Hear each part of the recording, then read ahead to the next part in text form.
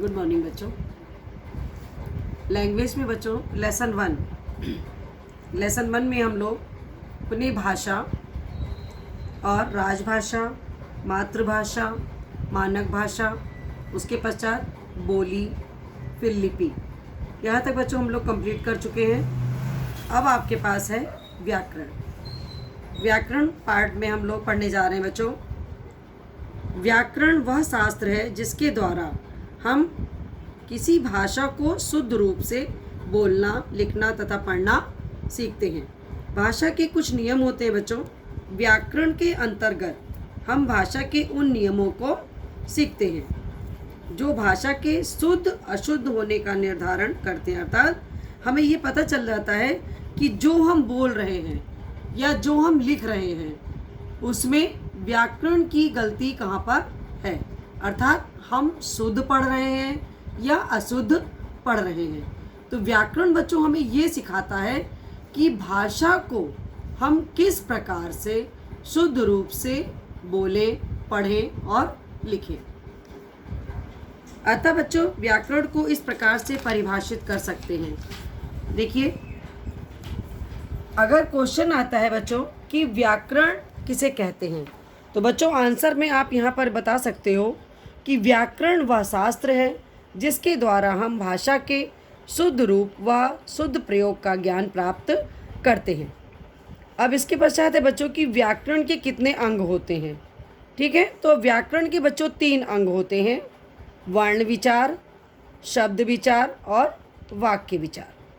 अब इसके पश्चात हम लोग देखेंगे बच्चों कि इन तीनों के अंतर्गत हम क्या विचार करते हैं। देखिए, पहला है बच्चों वर्ण विचार। आपको पता है बच्चों कि वर्ण जो होते हैं वो भाषा की सबसे छोटी इकाई है जिसके अंतर्गत हमें वर्णमाला, वर्णों का उच्चारण, वर्णों को लिखने की विधि, उन्हें संयुक्त करने के नियमों आदि के विषय में सीखते हैं।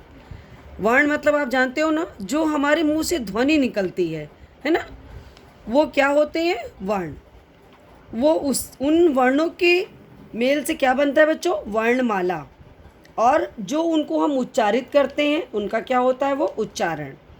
और उनको हम जब लिखते हैं, वो जो लिखने की हमारी विधि है बच्चों, वो क्या कहलाती है?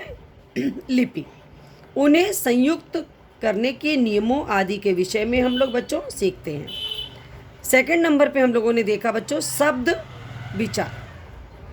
अभी पहले हम लोगों ने वर्ण जाना, अब आप देखोगे कि वर्णों के सार्थक मेल से, अर्थात जो वर्ण हम पढ़ते हैं, जो शब्द अभी हम, उसके बाद वर्णों से क्या बनाया हम लोगों ने?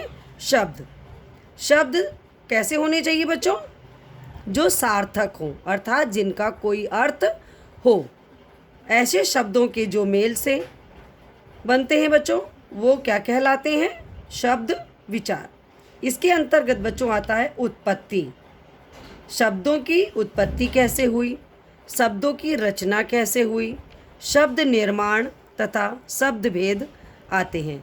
इनके बारे में हम लोग बच्चों आगे जब बढ़ेंगे तो विस्तार से ज्ञान अर्जित करेंगे। फिर है बच्चों इसमें वाक्य विचार। वाक्य से ही आप समझ सकते हो, पहले हमने वर्ण पढ़ा, वर्ण के मेल से हमने शब्द बनाए, फिर शब्दों के सार्थक मेल से बच्चों क्या बना? वाक्य बना। जब हम सही शब्दों का एक ग्रुप बनाते हैं, एक प्रयोग करते हैं, एक वाक्य लिखते हैं, तो क्या बनता है कि शब्दों के सार्थक मेल से वाक्य बनते हैं। इसके अंतर्गत बच्चों वाक्य की रचना व उसके भेद, वाक्य के प्रकार, वाक्य विग्रह करना मतलब वाक्य को तोड़ना, और विराम चिन्ह आदि के बारे में विचार करते हैं। अब तो आप देखिए, आपने पढ़ लिया व्याकरण और व्याकरण के अंग, इनके बारे में यहाँ तक हम लोगों ने बच्चों अध्ययन कर लिया। अध्यापक बताया गया यहाँ पर आपको, आओ दोहराएं। तो ये चीज़ें बच्चों मैंने जितना पूरा लेसन आपको पढ़ाया है, भाषा से संबंधित और मातृभाषा, बोली, आपको मैंने बताया था कि हमारे देश में प्रत्येक वर्ष 14 सितंबर को बच्चों हिंदी दिवस मनाया जाता है। हमारे देश के संविधान में 22 भाषाओं को संवैधानिक मान्यता प्रदान की गई है। ठीक है, अब आपके पास यहाँ पर देखिए ये सभी पूरे पॉइंट में आपके पास हैं, इनको आप पढ़ेंगे दोबारा, इनको दोहराएंगे, इससे आपका ये पूरा लेसन कंप्लीट हो जाएगा। उसके पश्चात हम लोग आते हैं बच्चों पेज नंबर 8 पर। यहाँ देखिए मैंने आपको कल क्वेश्चन आंसर भी मैंने इसको आपको करवाए हैं, आज हम आपको बताने जा रहे हैं अभ्यास कार्य। देखिए, सही विकल्प पर टिक लगाइए। भावों एवं विचारों के आदान प्रदान का साधन क्या है बच्चों? आपके पास यहाँ पर विकल्प दिए गए हैं। राइट विकल्प है आपका भाषा। पहले वाले में लगाओगे भाषा। सरकारी कामकाज में प्रयुक्त होने वाली भाषा क्या कहलाती है बच्चों? राजभाषा। यहाँ पर राजभाषा पे टिक लगाओगे। भाषा के शुद्ध स्वरूप का ज्ञान कौन कराता है बच्चों? व्याकरण। अभी अभी हम लोगों ने इसको पढ़ा, तो इसमें व्याकरण पे लगाओगे। हिंदी दिवस कब मनाया जाता है बच्चों? 14 सितंबर को, तो 14 सितंबर पर टिक लगाओगे। शिक्षाविदों तथा विद्वानों द्वारा मान्यता प्राप्त भाषा है बच्चों मानक भाषा। मानक भाषा पे टिक लगाओगे। सेकंड है आपको रिक्त स्थानों की पूर्ति उचित शब्दों से कीजिए। देखिए, भाषा के दो रूप होते हैं, मौखिक और लिखित। यहाँ पे फिल करोगे लिखित। भाषा का क्षेत्रीय रूप बोली कहलाता है, यहाँ पर फिल करोगे बोली। भाषा में एक रूपता लाने के लिए शिक्षाविद मानक भाषा का प्रयोग करते हैं, यहाँ लिखोगे मानक। ध्वनियों को लिखने के लिए निर्धारित किए गए चिन्ह लिपि कहलाते हैं। वर्ण विचार, शब्द विचार तथा वाक्य विचार व्याकरण के अंग हैं। बच्चों, इस प्रकार से उचित विकल्प और रिक्त स्थान की पूर्ति आपको मैंने कंप्लीट करा दिया। ठीक है बच्चों, इसको आप अपनी बुक में ही फिल कर लेंगे और क्वेश्चन आंसर आप अपनी कॉपी पर लिखेंगे जो मैंने आपको कल भेजे थे।